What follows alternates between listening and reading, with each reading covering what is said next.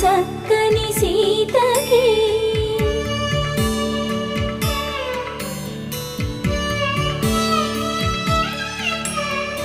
ఎర్ర జాబిలి చేయి